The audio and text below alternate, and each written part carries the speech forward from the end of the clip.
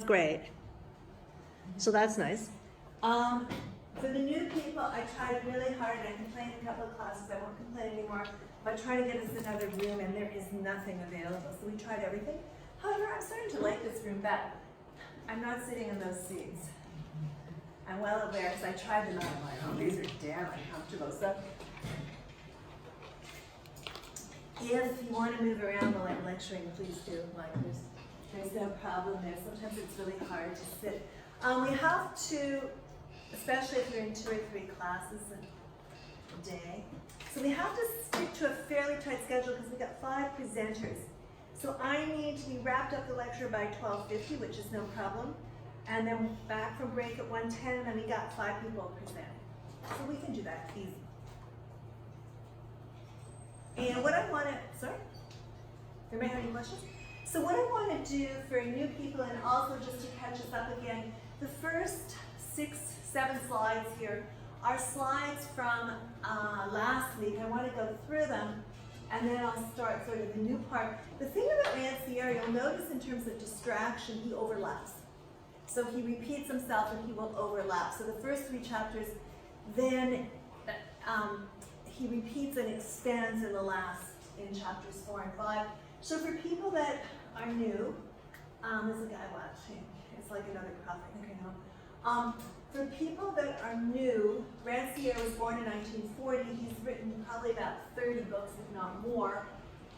I'm just doing a recap from You got my name wrong. No? No, you hurt my feelings. Yeah, okay, I'm gonna look it up and get it right by a tutorial, or you could just tell me. My name's Hamza. Hamza! Right? Yeah. Okay. I'm working on it.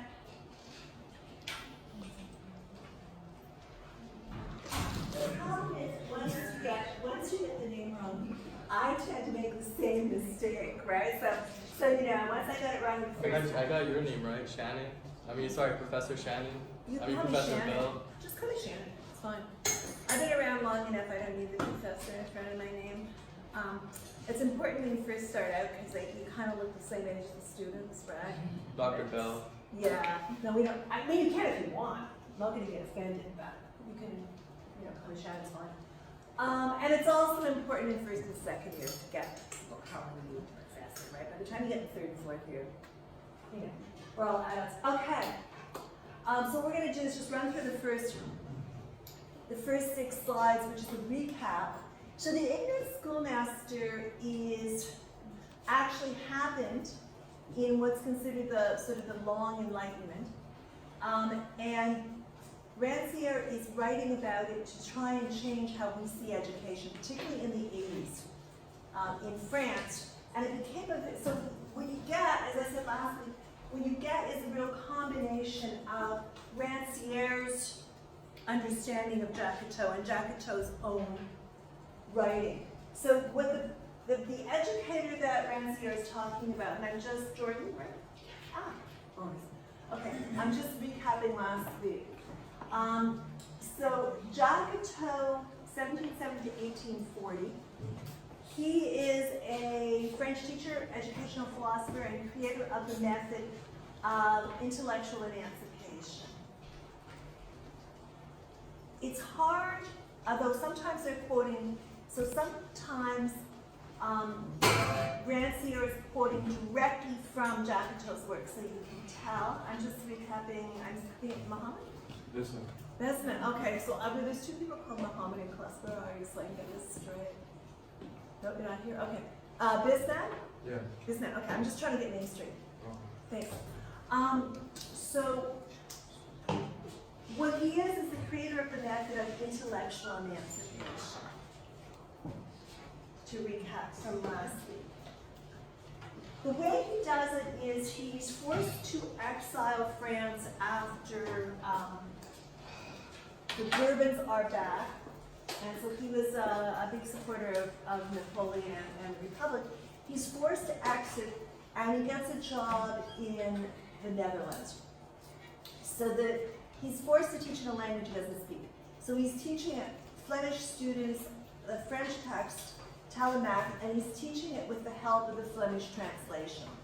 And he comes, and as he's doing that, he develops what becomes becomes his teaching method. So his teaching method, and this is recapping, is a method of universal teaching that it's the way he sees, because the students basically taught themselves, it's what he sees, how he sees students and all people as learning. And it's based on 4 principles. That all humans have equal intelligence, which is a real, I mean, we kind of accept that now, although we get really snotty about it in many cases.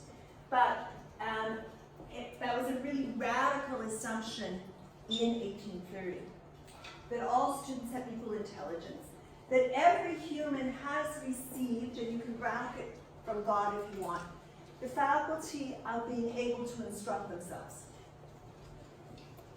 And that we can teach what we don't know, and that everything is in everything. So we had a good seminar discussion on these principles last week, thanks to our 4 really excellent presenters. And I told Gabriella, right? Or Gabrielle? Gabriella. Gabriella. Gabby for sure. Gabby, okay. Do you prefer that? Is that okay? Yeah, that's fine. Okay. So I told Gabby, I usually put the grades on like a day or so afterwards or the same day. I forgot. I'll put them up with today's grades for the presentations. Okay. And the person that came in, what's your name? Caroline. Caroline, thanks. I'm just trying to get names. And my guessing skills are not so good, so. I honestly think I end up learning names until I get to know people according to where people sit. Because Cassandra I've got, right? I think you're also the first person I saw, right? So it's like, universal teaching. And so, Caroline. So for Caroline, we're just recapping. The first 6 slides are sort of a recap of last week's lecture. So universal teaching is that you learn something and you relate it to all the rest by the principle. So you have to learn something and then you relate it to all the rest by this principle that all humans have equal intelligence. Which, as I was saying, we kind of accept, which was a real sort of novel and radical claim when Jacques was making it. In fact, he didn't even believe it until he started teaching in a language he didn't know and teaching something he didn't know. So the first principle then of universal teaching is that you learn something and you relate it to everything else. Like you take a book, you take a prayer. He used a prayer with people for illiterate families that had a prayer book. They had a prayer book because the church was basically explaining, the church was in charge and there was explication going on. So what Jacques basically says is that you don't learn if you're explained to, you learn if you engage it yourself. So that you take anything and relate everything else to it. So, if you've got a prayer book, chances are one of the first words is God. So that's going to be one of the words or that you are, or praise or worship is going to be one of the words that you're going to see and carry through. And basically his policy is take it and read it. Now, radical education, of course, Paul Freire, again tried this in terms of, I'm trying to think what country it was. Why do I think it was Guatemala? It was during the revolution. But anyway, his method was used a lot in terms of teaching people in the country how to read and write. And so he kind of develops on this. And what he did, and it was called Pedagogy of the Oppressed. It's a great book, actually. And it's not the Cuban Revolution, but it was used there, but it was before that. And it was used in, I think, it's been used in a number to teach people that are illiterate, that are fighting for the cause, how to read and write. And what you do is you end up working in groups, peer groups, and teaching each other, which works really nicely. And then from Gabby's presentation, which was last week, where you talked about going to particular, I think it was an online school? No, I'm In an person? international student, yeah. Right, but it was an in-person school. Yeah, in person. But you basically relied on each other and not Yeah. the prof, and that Yeah. was part of the learning process. And it worked really well. Yeah, that really stuck with me. I was like, oh, that's really interesting to hear about something that's actually been tried recently, So then when you compare, you respond to this 3-part question. What do you see? What do you think about? What do you make of it? And that's what I'm showing you. And so that's basically what we talked about last week. He goes back to attention in the section for this week, so I just want to catch us up to that. One of the things that Jacques predicted and that Ranciere is showing is that universal education, and also someone's presentation last week talked about the fact that it really is individualistic, that it's set up, or in a comment in class, that it's set up to educate individuals. And he basically says that in chapters 4 and 5. It works at the individual level. It can work with small groups. It can work with families. It doesn't work at an institutional level. And one of the things that he predicts is that it's not going to take completely, but it's also not completely going to disappear or perish.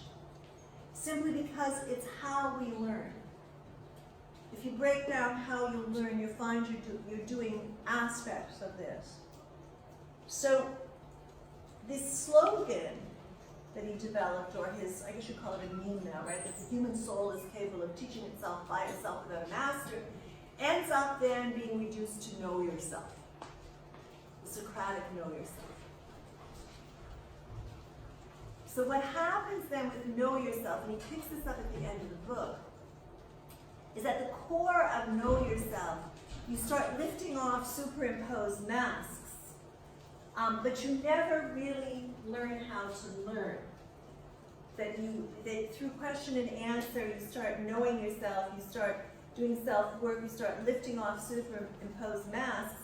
This lifting, Ranciere says, is what's called philosophy, and is kind of at the core of the history of philosophy. But there's one mask that's not going to lift. Ranciere, using Jaques predicts, and that mask is twofold. Or if it lifts, it remasks. And it remasks in terms of intelligence being equal. People have real trouble accepting that. And also, what people have real trouble accepting. Oh, and then Hamza made a really good point last week about how if we do, I mean, it becomes really important because you talk about management, and we talked about the fact that, okay, maybe in a classroom and something, but when you go into the workforce, like you basically are in a hierarchical position, right? Unless you're lucky enough to be working for Google, Apple, at least they have a philosophy that doesn't do that, but it probably does in a way. So in that sense, it always gets undermined. The other thing that gets undermined is beginning from positions of equality. Like, I would have to say that everybody in the room, none of us started from the same position of equality. We started from like different benefits, different strengths, different circumstances, different life circumstances. I mean, some of us probably had it pretty easy, some of us didn't. And you can never, ever tell, really, which is really interesting, you can never tell, actually, by how somebody conducts themselves in a class, or what their writing is like as a prof, right?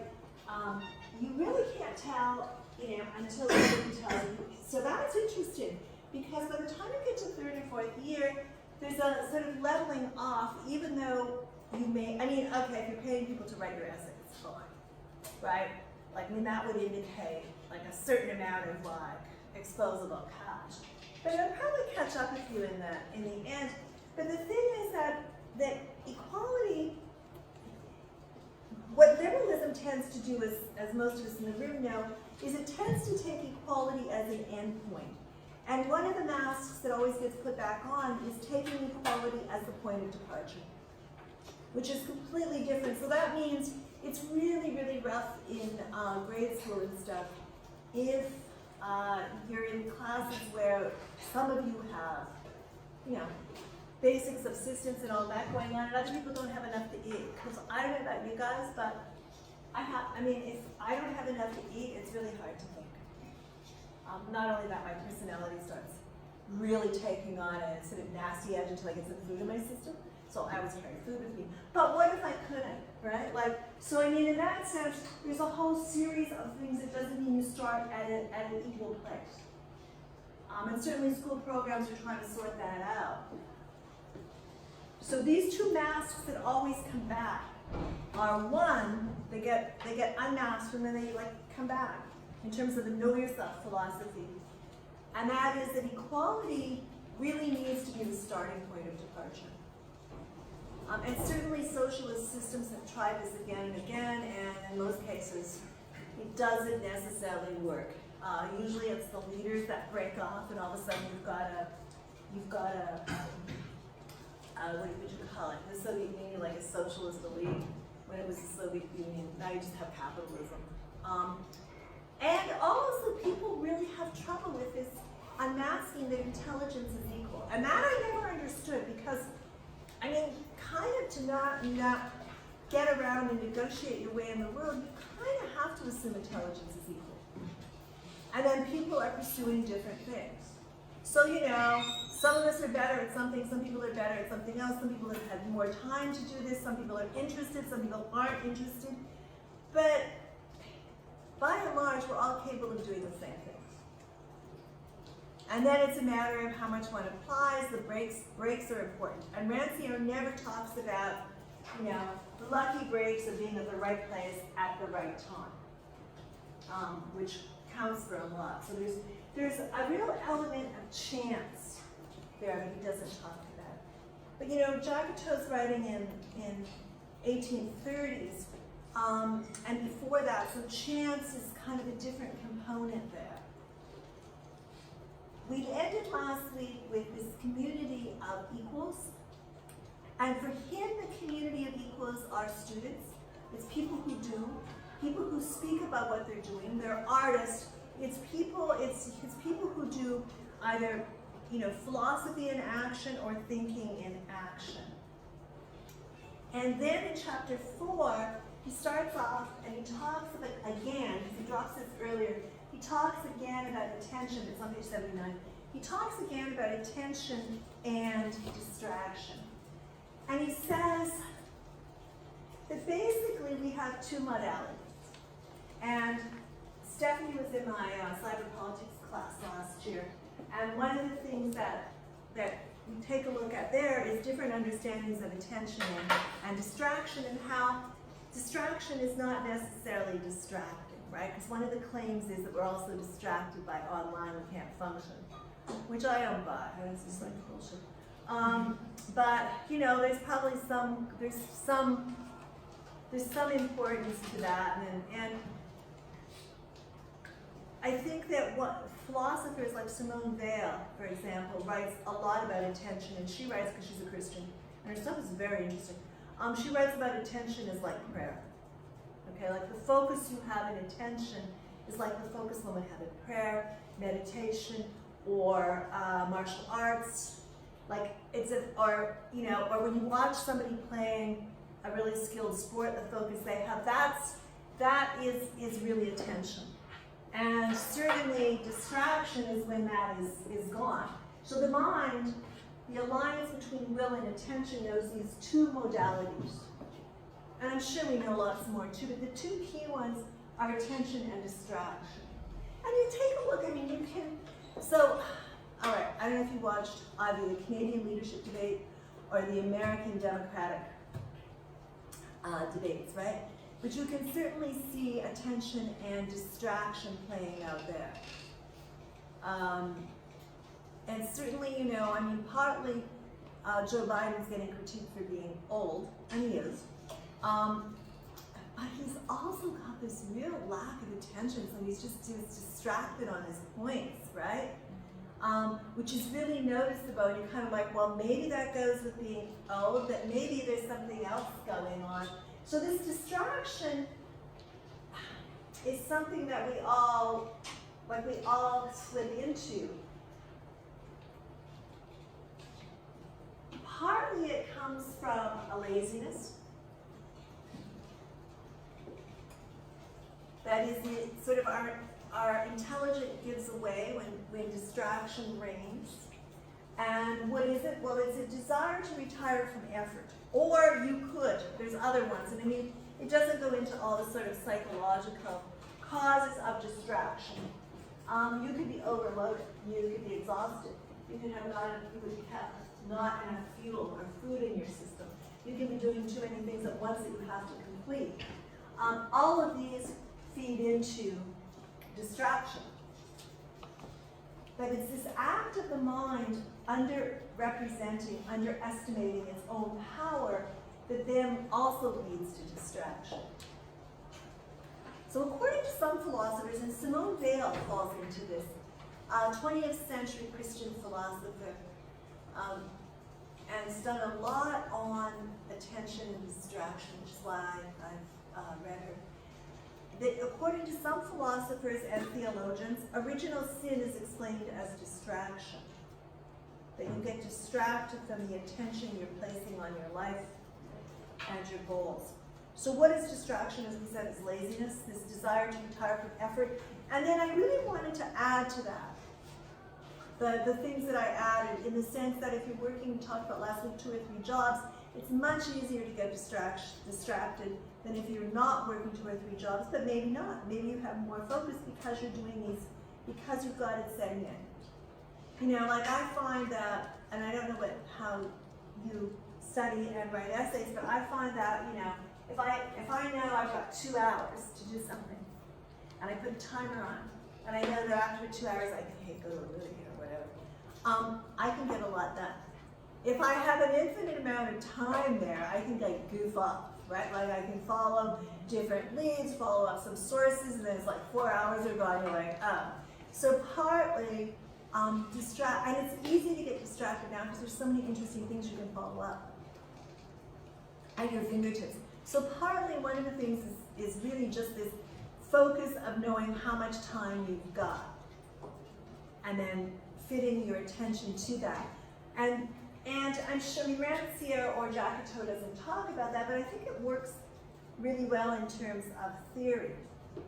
So distraction is like being overloaded. It's a desire to retire from effort. It's what they also call the absence of endeavor. I think it's more than that in a way. The absence of endeavor, you don't know necessarily how hard someone's trying, right? Like you don't. You know what you see, but you don't know if they are really like giving it attention or not. So you can't really make those judgments like that. However, the person themselves can. You can tell if you're giving something lots of attention or if you're not. You know, and that's why this is really, in a way, an individual learning. Then you get to contempt, and we briefly introduced contempt last week, and it's self-contempt. It's what Ranciere, following Jacques, claims operates behind this claim of laziness. And it tries to pass itself off as modesty. That is, and I just did that this morning. Oh, no, I didn't. Okay. I said it wouldn't be fun. I didn't say I couldn't be chair. I just said, hey, being chair would really not be fun, which is completely different. So when you find yourself saying, I can't is a plea to get out of a task of learning, and you really don't want to do it, but it's not that you can't do it, it's that for whatever reason, am I saying it right in front of you? It's like for whatever reason, and it could be good reasons, you don't want to do it, so you say, I can't. So this idea of contempt of the task, and yes, in terms of department chair, I do have contempt for going to meetings with administrators all the time.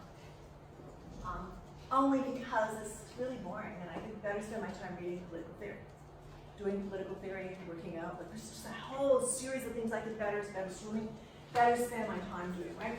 So this idea of can't, you have to kind of change from the I can't, and you can take the sort of you would prefer not to for various reasons.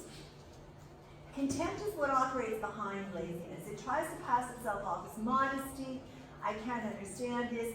It's a plea. And when I say I'm bad at languages, I don't say I can't do them. I'm bad at them. And I will admit, I have not put the effort in that is required. And when I do, I'm mediocre. But that's okay. But I really can't say I tried as hard as I could and oops, I can't pronounce, right? So it's, in a way, a plea for withdrawing from the task of learning. And then he says something interesting, like, so we know people, I'm sure, that have a lot of self-contempt. I haven't noticed any self-contempt in the room, which is great. We have sometimes grad students that have self-contempt that they turn out on others. And it's really a contempt, self-contempt, Jaques suggests and Ranciere suggests, is contempt for others.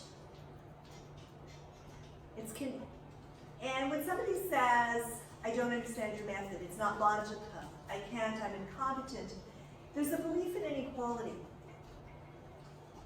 And that thinking under the sign of contempt produces inequality. Like, oh, some people can do that, but some people can't. So yeah, sure, in terms of languages, if you're born with bilingual parents or trilingual parents or in that situation, yeah, probably you'll be able to pick up languages easier because you've grown up speaking 2 or 3 languages.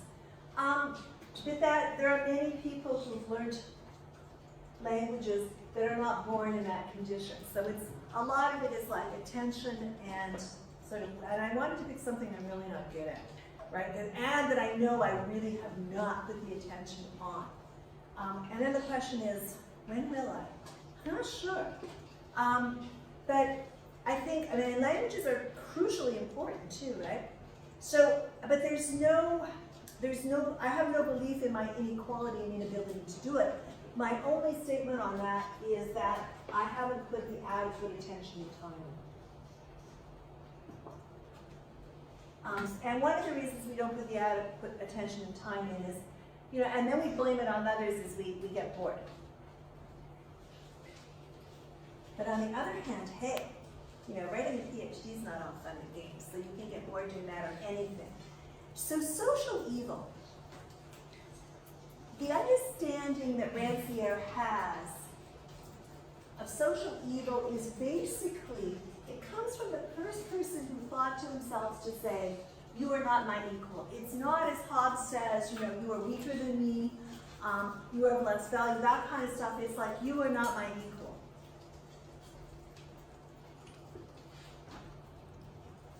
Thinking under the sign of inequality perverts the will. And then the perverted will deploys intelligence towards distraction.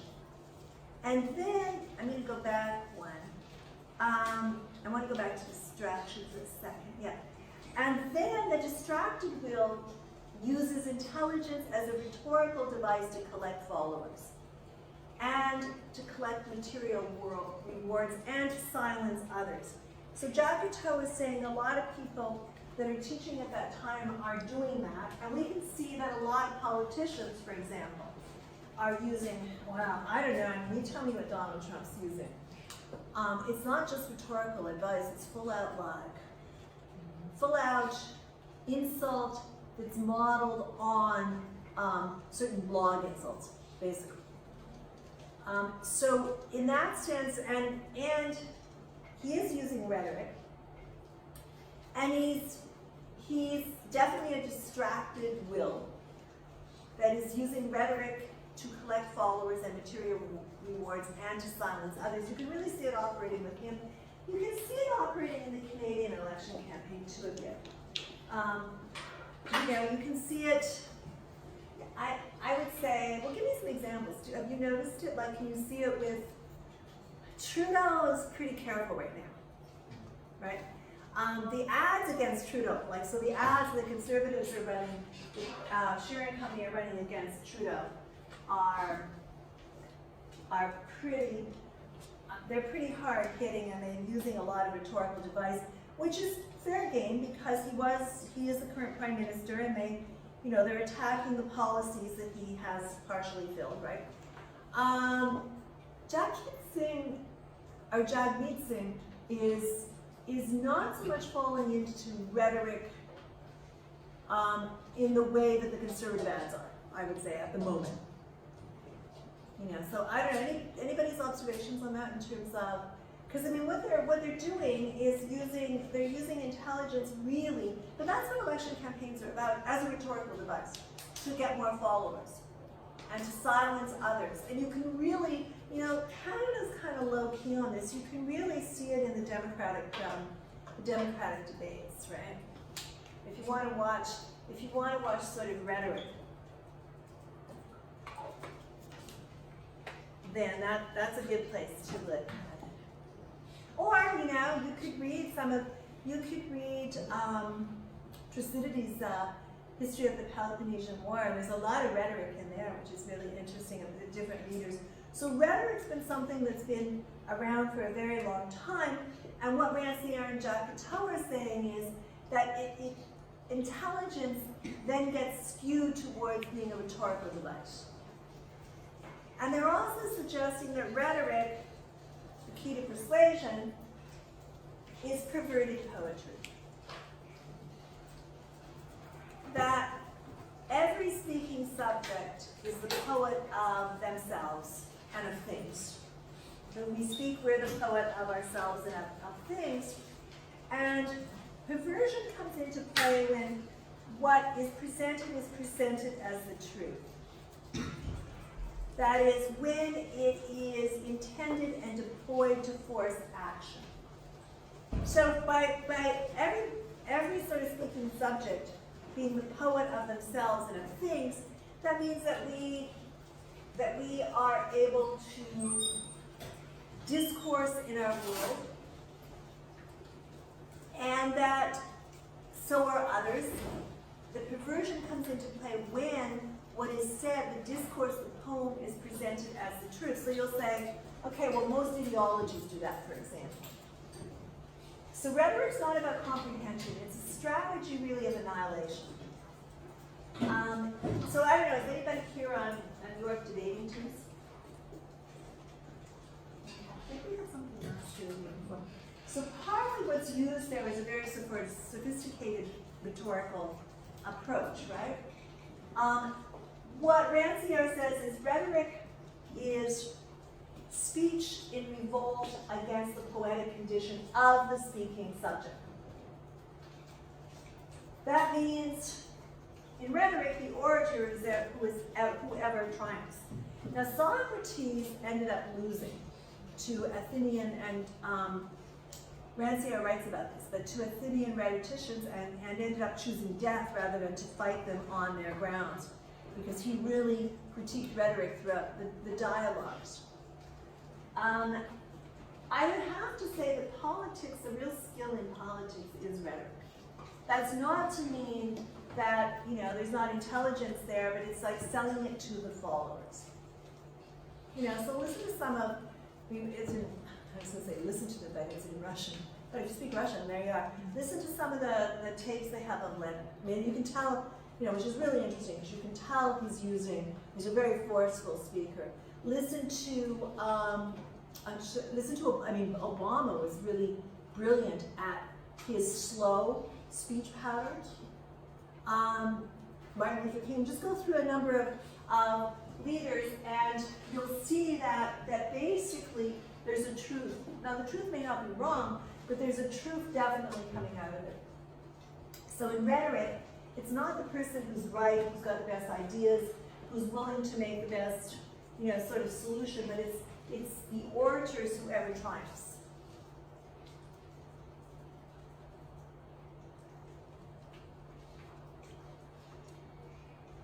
Let me just go to the next slide. So,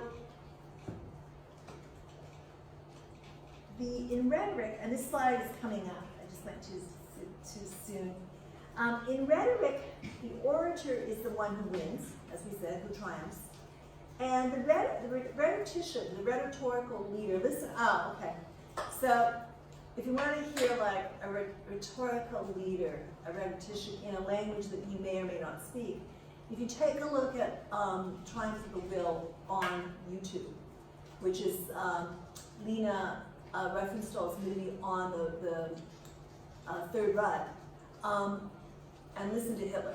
Okay, so that gives you an idea of the speech. I mean, I don't think you need an idea because we have so many rhetoricians anyway, but it'll give you an idea. And it's interesting to listen to them in a language that's not your own. Any great leader is a rhetorician, you know? But what they're saying, what Ranciere is saying, is any rhetorical leader submits to his own irrationality and causes the masses irrationality in order to get them to follow. them. Which then allows him to suggest that whoever wants to be, because remember, Ranciere is using Jacques to really advance an argument against having a master. So that is a leader, someone in charge of you. So what he says then is that whoever wants to be the people's master ends up really being their slave, because in order to stay the master, you have to appease the people, particularly rhetorical politicians or rhetorical leaders. So this then leads Ranciere to what he calls the superior inferiors. And the superior inferiors is for him a formula of irrationality. And I want to know what you think about this, so maybe we can just stop and I'll get some feedback on that. So what he says, and he's using Jacques to get this, is that each person is subservient to the one he represents to himself as inferior. On page 86. Subservient to the law of the masses by the very pretension to distinguish himself from them. Okay, so each person, each leader, is subservient to the law of the masses by the very pretension to distinguish himself from them. What do you think about that? Ideally, in a way, leaders need to be subservient to the people they're leading. But I don't think that's necessarily what Ranciere is meaning. I think he's meaning something else. That in terms of rhetoric, and then in terms of trying to bring your followers to you, you end up being subservient to them. And he uses an example. He uses an example which is very interesting. And maybe we'll go to the example. It's on page 88 and 97, and it's a famous example. So I don't know if you've been to Rome, and if you've been to the Aventine, one of the 7 hills of Rome, Aventine Hill. What he's talking about is that what you've got is a strike by the plebeians. It's on 87, so it's on 88. You've got a strike by the plebeians, and if you study with Martin Breed, I think he has a whole section on this. And the senator, who was a very great orator, Appius Claudius, was opposed, to taking any instructions from the plebeians. He was a senatorial orator par excellence. And when they walked out, and they're on the Aventine Hill, he is not going to go listen to them. He presumes, so this is 87, bottom of the first paragraph. He presumes that their mouths emit a language, and not just, because to do so, he would be presuming that their mouths emitted a language and not just noise. Speaking to them, supposing they had the intelligence to understand the words of superior minds, considering them equal or reasonable beings. He's not going to do that. However, if you go to page 97, and why Ranciere is using this, is Mimesis Agrippia, another senator, is he went to talk to them. And in going to talk to the plebeian, we could call it a demonstration, a walkout, a strike. In going to talk to them, what Ranciere says is, and Ranciere writes on this, he's got a whole section of a book on this. He says it's essential that he's speaking to them and they're listening to him, and that they are speaking to him and that he hears them. Because in doing so, in this act of going and listening and speaking and listening to what's being said, and even though he talks to them about this famous thing about them being the arms and the stomachs and the legs, which is kind of not flattering, he's speaking to them as equals. He's seeing them as equal beings. When he went to talk to them and when he listened to them, they were no longer outside. That is, he speaks to them as men, as human beings, and in so doing, this is on 97, the first paragraph towards the bottom, and in so doing makes them into men. This derives from intellectual emancipation. So he's contrasting the two different leaders there, the two different senators there. The one that goes and talks to the plebeians, is someone who's practicing intellectual emancipation, and the one who knows that if he does it, he's then going to be, in a way, subservient to them, and doesn't want to bring them into the same sort of equality because he doesn't believe that Agrippa Claudius doesn't believe that people are equal, whereas Nemesis Agrippa does, and that's the distinction there. So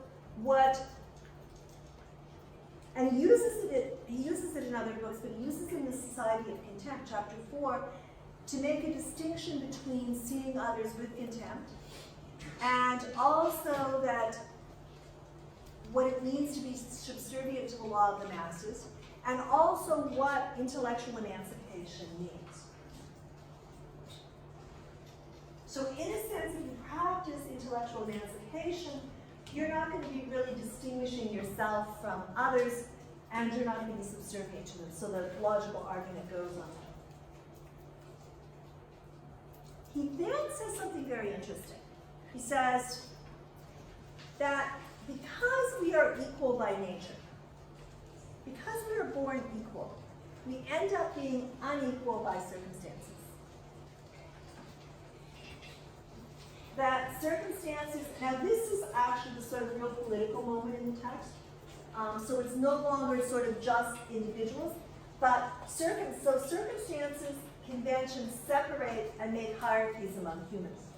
They create authority and force of obedience. It's on page 88. Because we are equal by nature, then circumstance, conditions, conventions make us unequal in practice. Okay? And that's probably, okay, so let's talk about that just a little bit. So, it's a completely different way of kind of approaching it, and that is, every time I sit there, it just flares in my eyes. And that is that we're born equal, and then, like Sartre says, it's circumstances, existential circumstances of life, that ends up making us not equal. And that's Rancière and taking it from Jacques' sort of first principle of understanding.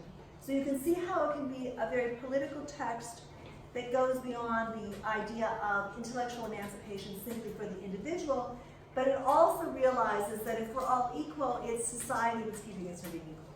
And then you ask yourself, okay, so what is it in society that keeps us from being equal? Okay, in our society, like what would you throw out there? Access to technology is one of them. I would say is a big one.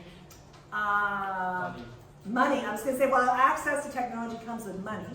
It also comes with knowledge. Okay, so if you've got knowledge and money, you can get all the tech you want. Anything else? So are we circulating around with access to technology, money, knowledge? I'm sure I'm forgetting stuff. Yeah. Where you're born, the rights you have. Okay, so where? Absolutely, absolutely. So if you happen to be born to a very well-to-do family, even if they're overbearing, chances are, it'll turn out okay. Yeah. Laws, like in different countries. Yeah, good one. Actually, laws. You got anything specific in mind? North Korea, for example, it's pretty arbitrary, and I think it's the elite forces that are left to educate themselves, and then the peasants and other groups are not allowed to go to school, or a very low education usually. Because you don't want a really well-educated population, but you've got a real segment there because they were doing hacking, right? So you've got a real technological segment that's very well-educated. That's very interesting laws. I wouldn't have thought of that much. Absolutely right. Yeah, what do you have? The languages that you speak. Okay, so if you speak like 5 languages, you've got like an advantage. Or if you speak English, then you're It's very interesting. So it's very privileged as an English speaker to say, I don't really speak other languages because, okay, you speak English, right? And people like practicing their English with you, and it's like a real sort of privileged position. But if you don't speak English or French, or German, okay, but particularly English. So yeah, but do you want to say more on that? Because I think you really hit on something there. I guess just either living in North America maybe or being born here gives you Teach this one. way more advantage. Yeah, you're absolutely right. You had something you wanted to add. And what's your first name? Marshall. Rachel. Okay. Yeah, actually, on that note, like, the languages you speak affect the information that you can consume. That's from a your real. peers as well. That is a really good point. Yeah, so, I mean, like, for his point alone, you need to be able to communicate with your peers, or at least engage in the source material of the text. Most source materials come from the Western Hemisphere, from English, because we're privileged enough to, pursue academia versus countries that, the kids have to be farmers or something. That's good. Yeah, and also, I mean, I was getting articles from one of my friends at university because their library didn't have the portal accesses to like certain online stuff, right? So it also depends what school you're going to, because then you've got access to material that you can use. Anything else on that? Yeah.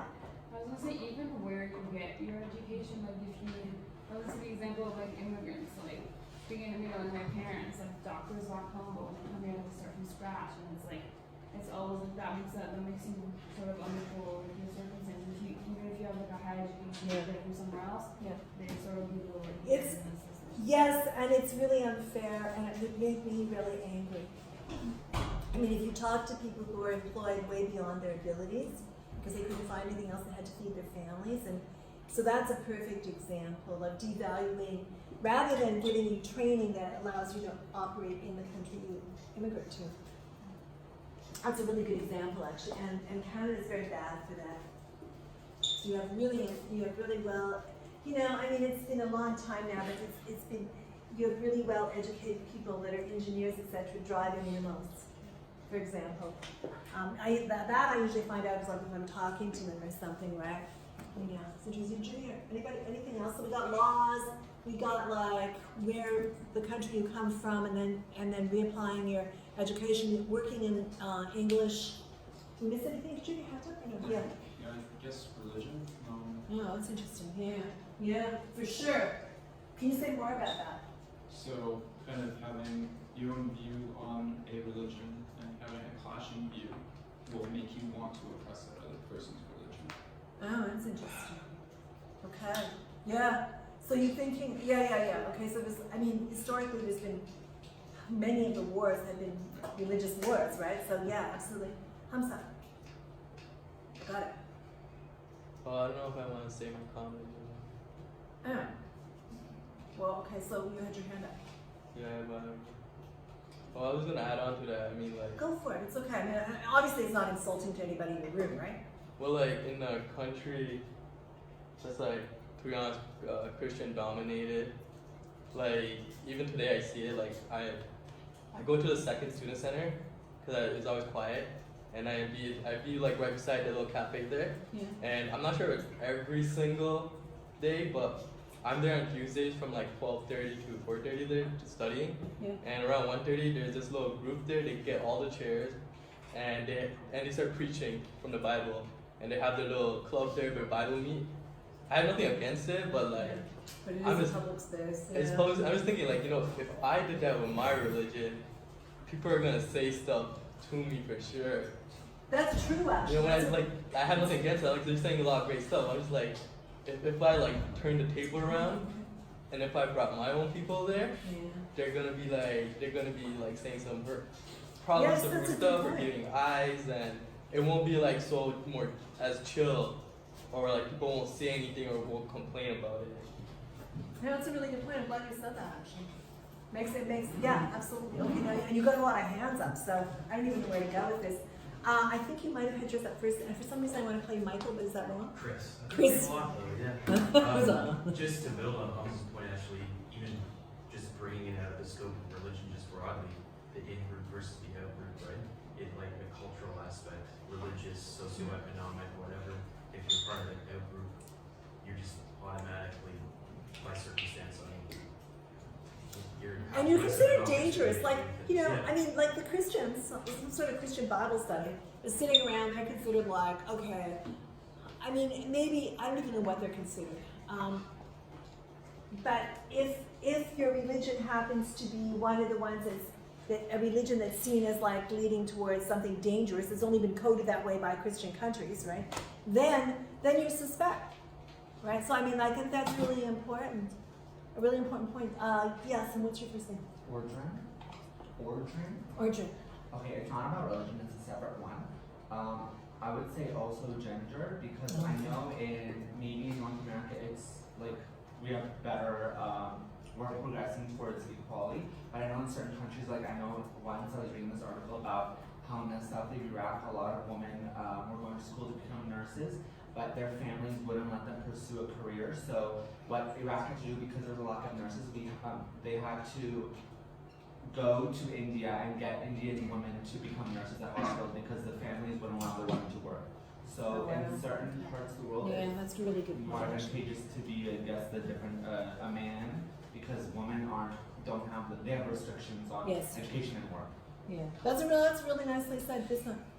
Yeah, just going off religion, I remember reading about Galileo, and like when he made a discovery, like the Christian religion was like used to like they restricted his books, like no one could read it, and he was acknowledging the truth.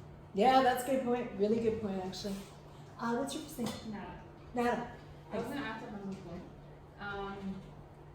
I really I notice this all the time because like as a Muslim, I pray 5 times a day. And sometimes if I'm not in a place where like at school, like they'll have like one prayer room with Scott and like, you know, like if I'm around they'll go, but like if I'm in a place where I'm not, like my family and I would like road tripping to the States, and like if we stop to pray on the road, we have to pray in like groups, so we're watching out for each other. So like we can't all pray together because like like because of violence? Christians can sit around and enjoy when they want in public places and most of the time people won't say anything. But if Muslims will sit and pray or anything like that, it's always or like we get filmed, people like will come and record, and it's like we always be watching out in case someone has something to say or has something they want to do something. We can never just be like. That's also that's that's sad, but yeah. Anybody else? Anything else? Yeah. What's your first name? Cheka. Would you say it one more time? Treka. Cheka. Treka. Okay. I'm sorry. I'll practice. I was gonna say for people circumstances, because like for me, like my family like came earlier, like my parents were really young, so like we were at university education, like they didn't know like university works there or anything, and like everything was kind of like put onto my brother. So yeah, he was the first person to go to university here. Yeah. Yeah. So like kind of like there, like kind of like figure everything out like out by myself. Whereas for me, like I don't have to do that. Yeah, just ask him. Yeah. It's interesting too because of your first generation, which maybe some of the people in the room are first generation university students. You kind of have to learn it for yourself. Whereas if your parents are teaching in university or something, they're just like, you know, you kind of walk around with a sense of ease. It doesn't mean you do any better. But you do walk around with a sense of ease and you maybe even goof off more in a way. What's up? Oh, so you just brought me with so my last 2 coworkers, right? So both of them, they're not so smart or anything, but they got the job because their mom and dad work at Youre. And I'm just like, I didn't say anything, but like I was just so upset because I worked so hard. I went so much trouble just to get that stupid job at Youre. And I was just so upset, like, oh wow, this English major, no offense, got this job just because her mom works at Youre. Like, all it was, like, yeah, and then I had to pick up your slack and all your mistakes. And on top of that, her education is free. She was just paying the taxes, and they're like, yeah, la-di-da, I'm studying English, you know, I'm making some cash, I can spend whatever I want, I'm gonna go to England, get my master's. You know, in a way, I'm just like, you know, you're lucky and you should just not taught. Because not everyone is like that here. And I'm just like, yeah, you're lucky, and you know, and I'm just like, I don't know, it's in a way, it bothers me because I didn't think that person really deserved that job, and it should have been given to someone else who actually deserves that experience and would actually use it and be more valuable. I couldn't agree with But like, and I'm just sitting there, and I'm like, I'm looking around, and all the full timers, they're hiring their children there and everything, and I'm just like, seriously? yeah, and I'm just like, that is okay. So basically, we've got no end of unfair practices in terms of. So I didn't know about that one. In terms of circumstances and conventions, etc. I mean, I think it gets tricky because I don't know if I would refuse a job, but I would certainly be aware of how I got it. So, but the real problem is, Or if you refuse it, so if you go to somebody else who didn't have the same privileges, like your parents working there and free education. But often people think they got it on their own merit. I don't know, when I heard that, it was like, it's because when you apply at York, they ask you, do you know anyone here? And all that stuff makes a big difference because the managers there knew her mother, and the other managers knew her, that other coworker's her dad. So think of also going to Harvard, okay? As if your parents have gone to Harvard, if your family's gone to Harvard or Princeton, or Yale, they tend to also sort of put you, and if you have the money to go, right? You get sorted that way too. So there's whole families of generations that have gone to sort of elite schools. It doesn't mean they're going to be able to think any better. It just means that they really have the advantages coming out of like Yale Law School, for example. They have the advantages and the confidence. And that's what bothers me, the confidence. It's like you need to level yourself. You need to really level yourself. Because there are people who really work hard at getting engineering degrees. And they're on some whole other level, and they just don't talk that much. And you know, also, I mean, what happens is one can't help but be angry. I think what motivated me for years was just seething anger. I mean, anger is a great motivator. If you can channel it into not like spewing out at other people, right, but just being angry, because you start noticing all this and you're like, well, damn, it's not just me, but that's just really unfair across the board. Right? Yeah. I'm going to call you Sophie now. It's okay, call me whatever. No, what's your first name? I know you. What? Stephanie. Stephanie, okay. Stephanie. And I think we should, let me just check the time. We should probably go on. Yeah.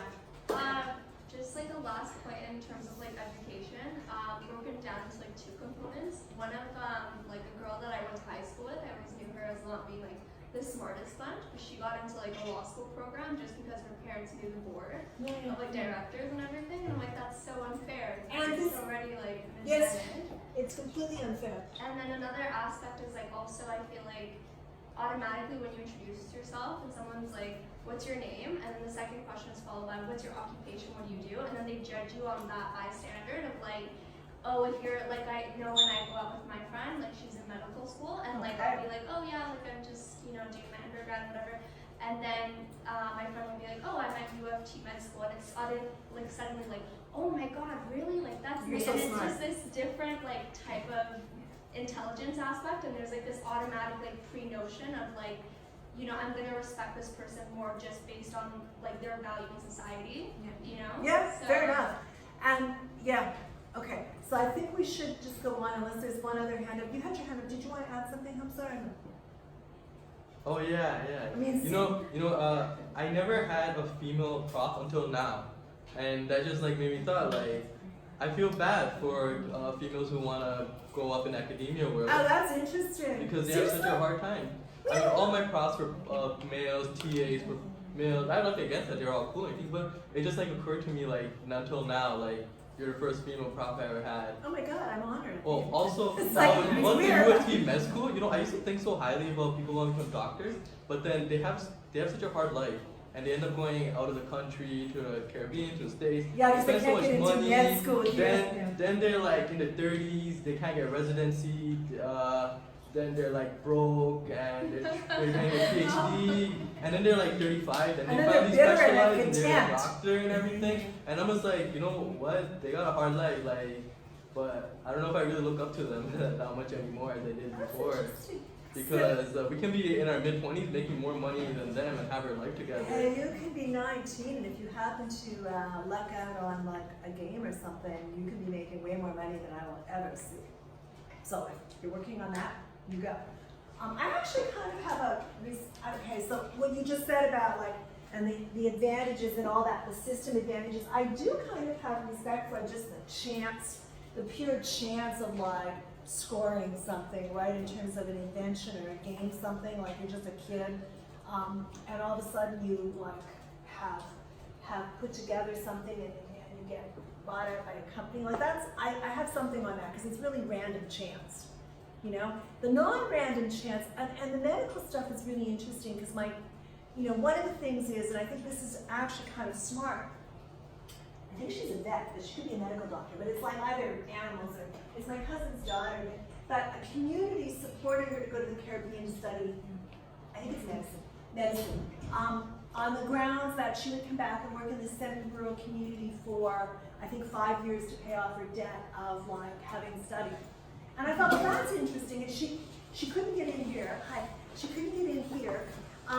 She got to go and learn medicine, and she paid back the debt she owed the community. They got a good doctor, and then she stayed there. You know, she was like, this is great. It's in the country.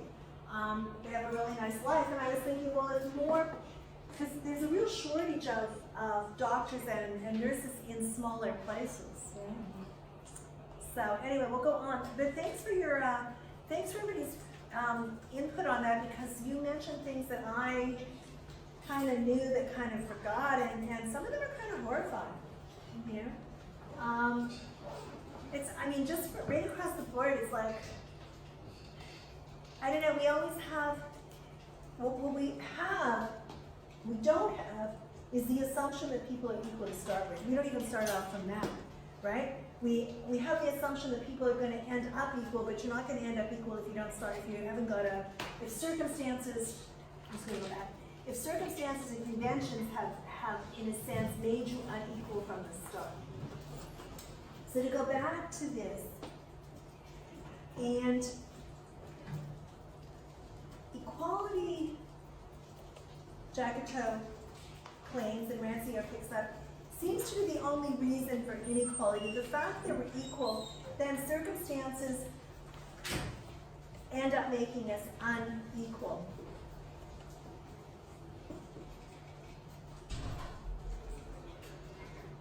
The problem is, for Ranciere, and he's really building towards this, that there can't be a class of the emancipated. Now think about it for a second. You go, okay, well, a revolutionary class, yes. You know, I was really, really interested in revolution, particularly revolution in Africa, partly because it was like the late 70s, early 80s. And as the revolution is going on, so it's Mozambique, Zimbabwe, South Africa, as it's going on, there's a real class of emancipated, and then when it solidifies, and it's also in terms of gender, we didn't talk about that as much as we should have. I think it's really, really important. And then when you said, like, you haven't had that many, you haven't had any female pops, which is kind of interesting, because we got 40% in the political science department, 40% of our faculty are female. Every time I go into the 6th floor of Ross, All you can find is like the non-female prospects. all I see is a bunch of guys just arguing or being dramatic. Well, come by my office, I'm there, I have an espresso maker, I'll argue with you. Are you in South Ross or are you in North Ross? South West. Oh. I'm in right in South Coast. As you get off the elevator, like right there, and I'm in my office hours. And I like chatting with people, so you know, I learn stuff. So anyway, the idea of this emancipation, so he's saying there can't be a class of the emancipated, an assembly or a society of the emancipated, because once it solidifies, it ends up bringing in inequality. So it's kind of the reason why it only stays at the individual level. And then one of the things I did early on in my graduate work was take a look at revolutions and liberation struggles, which are really interesting to me because at the point of a liberation, and also because I was in grad school, so I kind of looked at it as a liberation struggle. But one of the things is, as the liberation struggle is going on, people are becoming emancipated, and then when it solidifies, you end up, what comes back then is like, you know, new laws, new leaders, new control.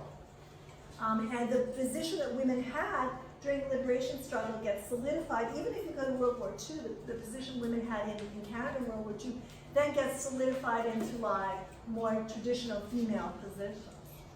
And I think also if you're female in North America, there's a real push to, you know, 50% of law schools having female students, etc. It's really important, but if you happen to be who was it pointed out? I think it was you that pointed out, if you happen to be in another country where your restriction of movement is on as a female, the family's restricting and society's restricting, then it's really a problem for you.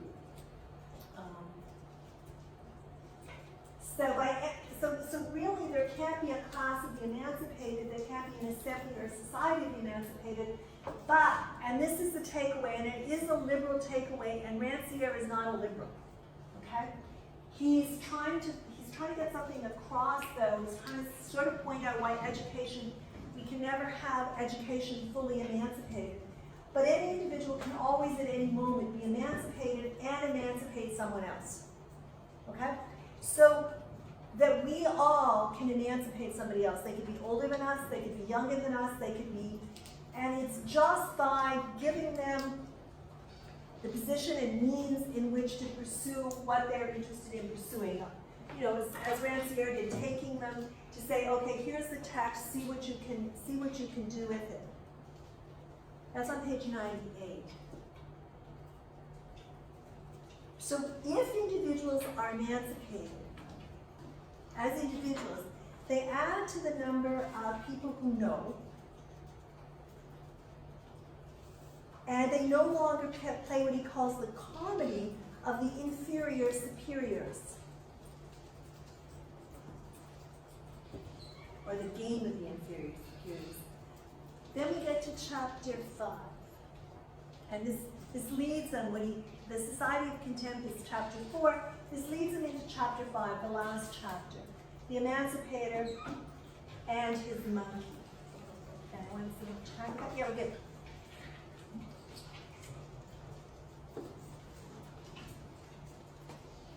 So what he says there, he repeats himself, and this comes from the first kind of 3 chapters. He says, the duty of those benefiting from universal teaching, that they must announce that you can teach what you don't know. And he says you have to believe that you can teach what you don't know. And yeah, I believe I can teach what I don't know. I have trouble, I believe you can also teach in a language you don't know. What you have to have is people willing to work with you, basically. I don't have anything on that. I mean, you know, I think that's quite possible. It works better in individuals in small groups than in large. But Jacques did it in a large setting. And partly what then the progressives ended up disagreeing with, because they wanted to instill, so when you get to the end of chapter 5, they wanted to keep the need for professors, basically, right? So if poor and ignorant parents can begin educating their children, I would say yes, absolutely. You know, that something must be learned and all the rest related to it. He repeats this again. And he says on this, page 101, everyone is of equal intelligence. So you think also, you know, I mean, you can end up, you know, you end up teaching people a lot when you don't even know what you're doing. When you allow them basically, when you say, hey, have you seen this? And you show it to them and they start working on it, right? So you can teach your grandma something, you can teach, you know, one of the projects that one of my academic friends is working on is her students, because she's in communication and culture in Montreal. They're working with seniors in you know, assisted care, teaching them computer skills. Okay. And they're learning really well because they're interested. Like it's, you know, so, and the students are also learning interesting things from the seniors, obviously. So there's a sort of exchange going on. And that is more at an individual level. And the assumption is that they, you know, people can learn.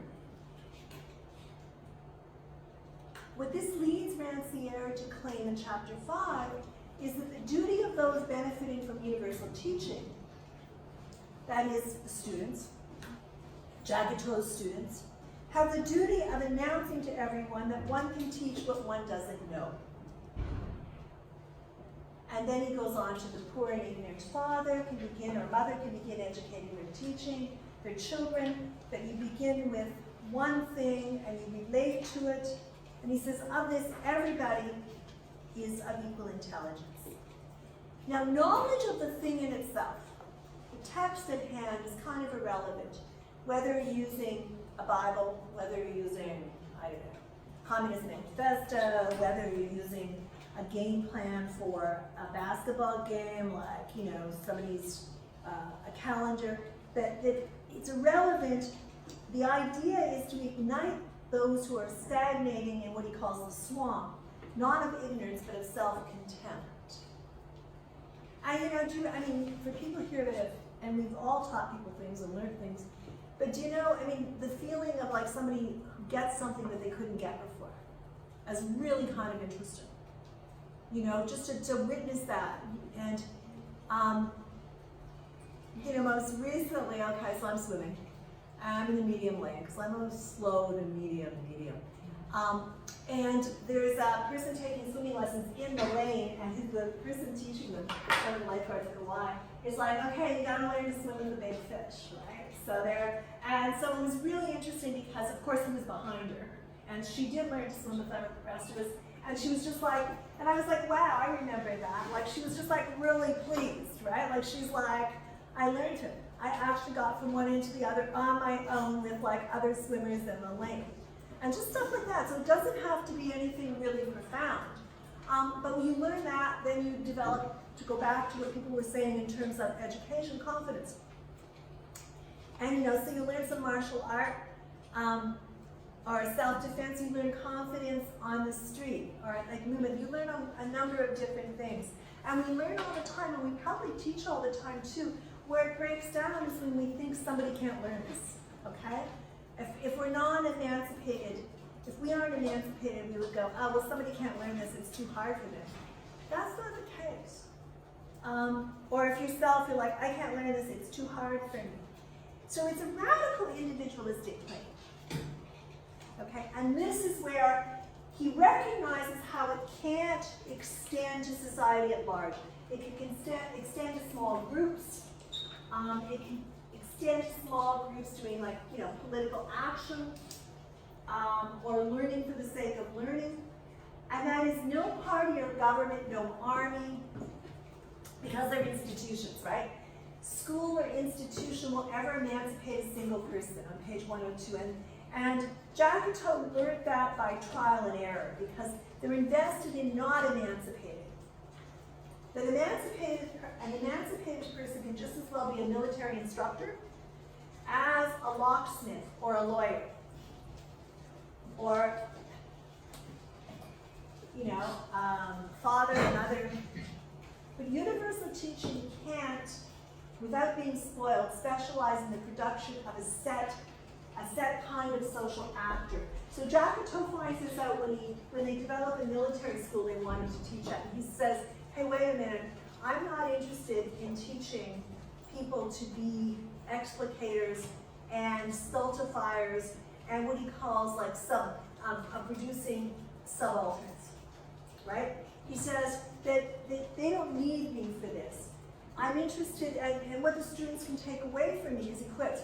What the students can take away from me is the idea of universal teaching, but it's not going to take away from, you know, their military instruction or their locksmith or their lawyer, but it's not institutionalized. It can't be part of an institution. So if you take a look, I think I marked that out because I thought it was really interesting. No, I marked something else out, but it's in the chapter 5, and I think it's a really important point that once it's an institution, you may learn emancipated learning as an individual, but the institution's not going to take it on. So universal teaching, I think it's 105 where it is. Universal teaching can only be directed to individuals and never to societies. Every institution is an explication in social act, a dramatization of inequality. That is really crucial. And I'm going to go over that again there. What he's saying is that every institution, the one we're in right now, any other institutions you're in, that it's really a social act of explication. You know, when the church was in control, it was the church that really took care of the social act of explication. When it becomes secular, it's universities, law schools, military that take part, that are responsible for it. But every institution has its own set of explication. That it explains that you have to follow the rules, and you have to write exams, and that this whole social act, which probably is my favorite line out of the book now, that this whole social act that's part of the institution is really just an enactment and a dramatization of inequality. It's built right in there. You know, so in a sense, this idea that we're all equal is taken away by the institutions we encounter. First institution we encounter is like, I don't know, kindergarten. I didn't go to kindergarten because I don't think they had it, or I was in rural Canada, so. But you know, kindergarten, they teach you how to behave, which is good. You know, and it goes on from there. Or, you know, Sunday, I used to teach Sunday school when I was young, right? So I got the Bible thing, right? And so, and in that sense, it's an institution that explains a particular social act, and basically it teaches you how to be part of this social inequality. Of course, you've got to be part of some social inequalities, because otherwise you can't function. But I think the trick is that you recognize it. You know, and I think we all do recognize it. So he says, okay, you can be an emancipated teacher. You can be in practice universal teaching. You're still a citizen of a state.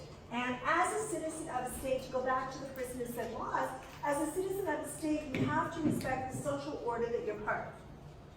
Which means laws you may not agree with, or practices you may not agree with, as well as explications of that social order. You know, and Kant will get into that next week. That is, you know there are explications of the social order. And being aware makes a really big difference, right? That the social order is not neutral, as we all know. That what keeps it operating are explications of it that we have to take on. So it's interesting, just see what that is, 16. So this radical individualist claim then that there's only one way to emancipate, that basically no party, no government, no army, school, or institution is really going to emancipate a single person. Because they're invested, in a sense, in the social order and reproducing that social order by embedded explications of the social order. So of course in the military school, Jacques ends up leaving, but the students want to stay on, practice the universal method, apply it to languages, geography, physics, chemistry.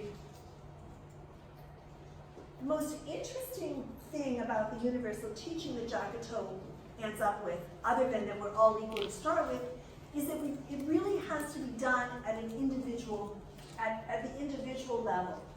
That once it goes to the government, the army, the school, they aren't going to emancipate people. What they're going to do is end up putting you in the explications of that social order. So you can see why Ranciere, who's a radical Democrat, would like Jacques' work so much. So the paradox then of the universal method is that it's not going to take.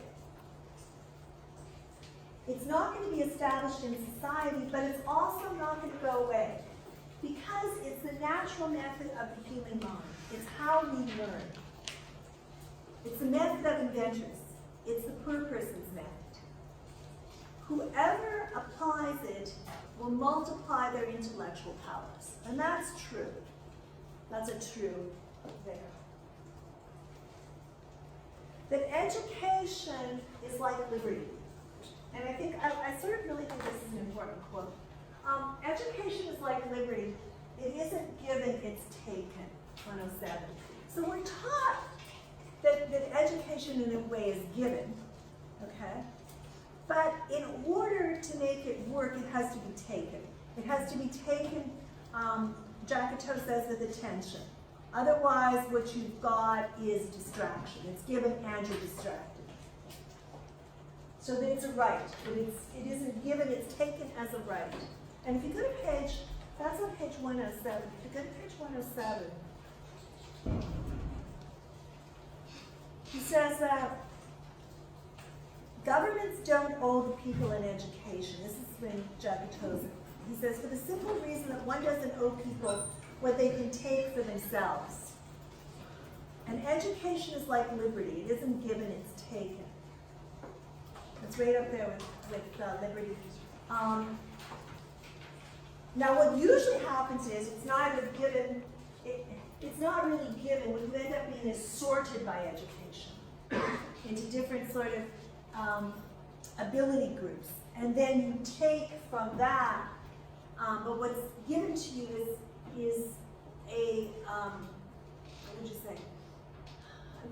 class-based, but a learning class-based system.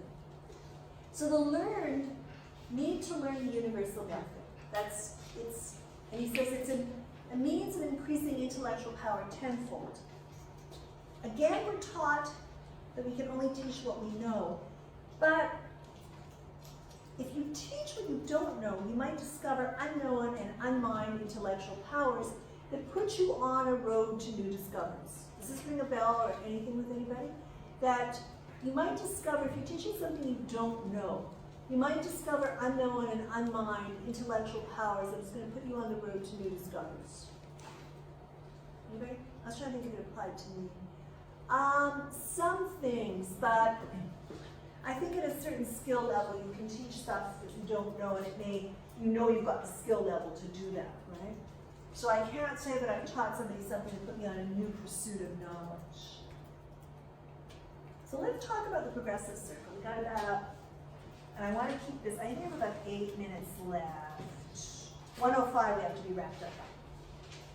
Because we have 5 people to present. Okay, let's talk about the progressive circle. So the progressive circle comes in, and it's influenced by Jacques' teaching. It really wants to tear students away from the old masters, that is the priests. It wants a secular education. It wants to introduce and does more rational explications. That is by scientists, by lawyers, by people of progress. Progress, of course, as most people in the room know, is a really loaded word. The problem Jacques found is that the person of progress takes the opinion of progress as their starting point, as the point of departure.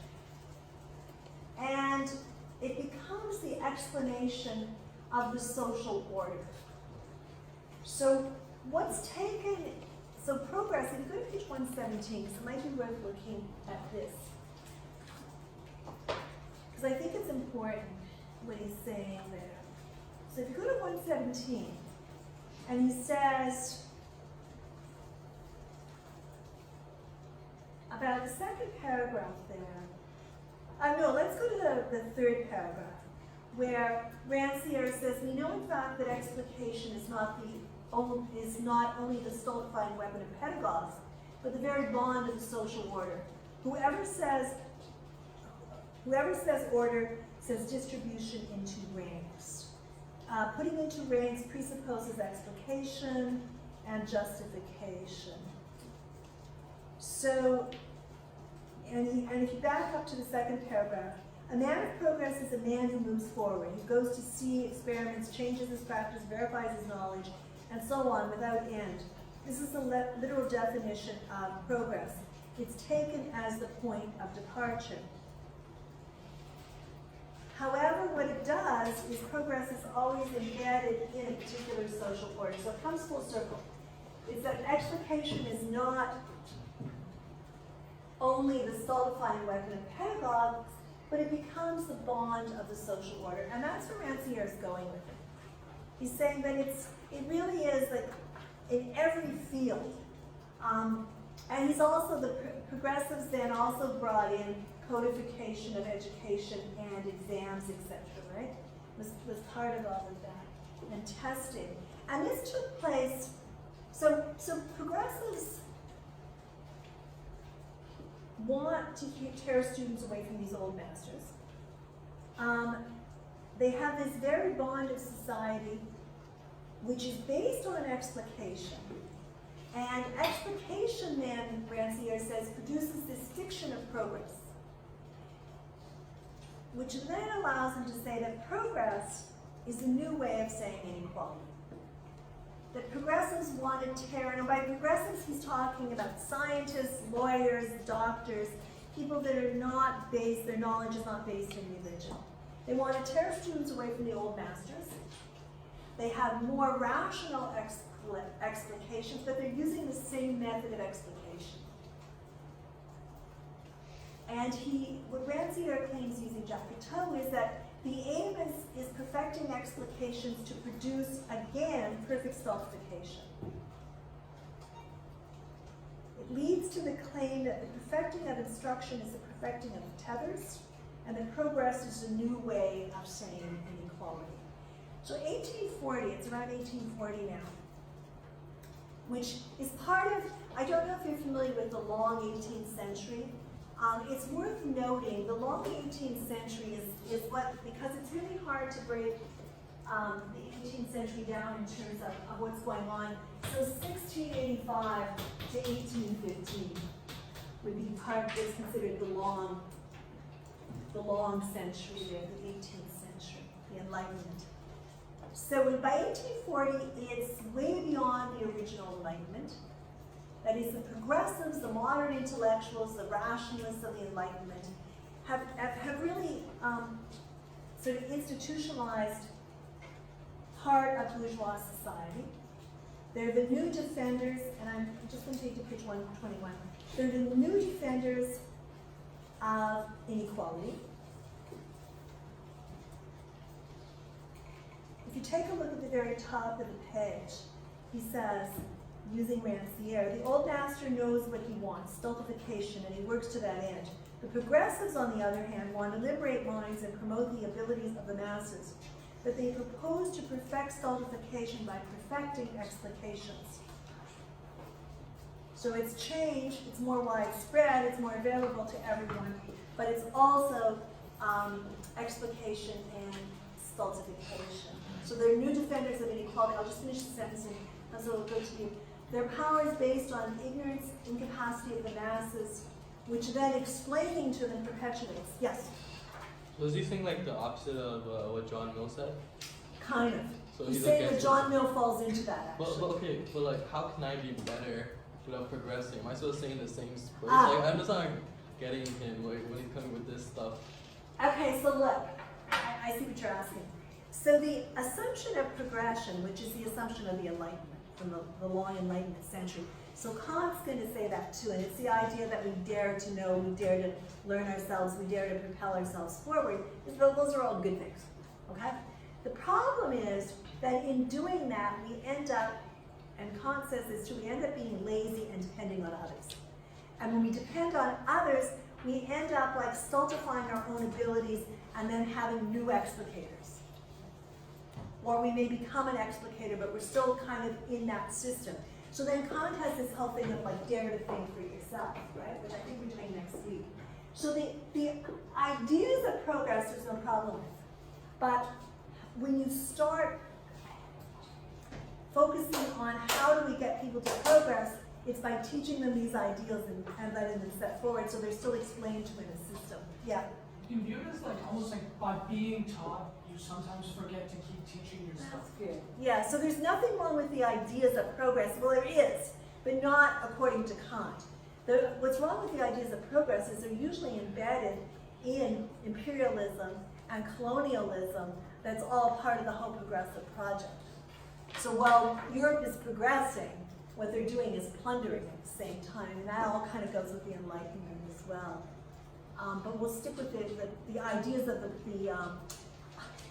Enlightenment and progress is a good thing. It's taking people out of the dark ages into like the light, which is the Enlightenment, right?